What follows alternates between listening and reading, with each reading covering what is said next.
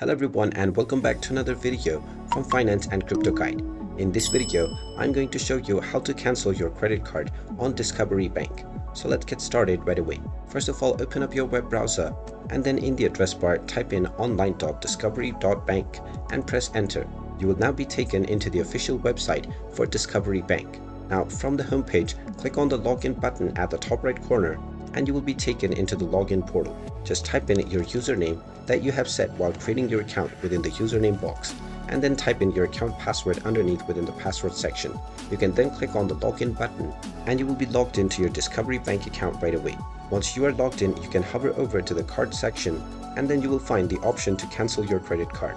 If you don't find this option, you can simply hover over to the help and support option and then use the email address or phone number that you find within to contact the support team.